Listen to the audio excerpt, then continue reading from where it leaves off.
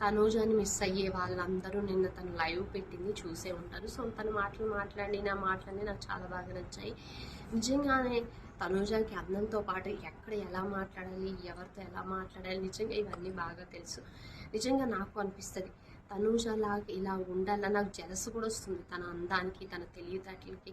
ఇవన్నీ నాకు తనూజని చూస్తే జలస్ అనిపిస్తుంది. అబ్బా నాకెంత తెలియలేదు, ఇంత అందంగా లేని ఏంట్రా బాబు అనిపిస్తుంది.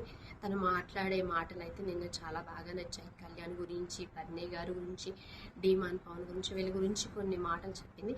అవైతే చాలా బాగా జెన్యూన్గా, అంటే వాళ్ళ మధ్యన ఏదైతే జరిగిందో, ఏదైతే హౌస్లో ఉన్నప్పుడు కొట్టుకోవడం, తిట్టుకోవడం ఇవన్నీ జరిగాయో, సో హౌస్లో ఉన్నప్పుడే కాదు, బయటకు వచ్చిన తర్వాత కూడా తనూజకి వాళ్ళపైన అదే అభిప్రాయం ఉంది. వాళ్ళందరూ మంచిగానే ఫ్రెండ్స్ లాగే ఉన్నారు.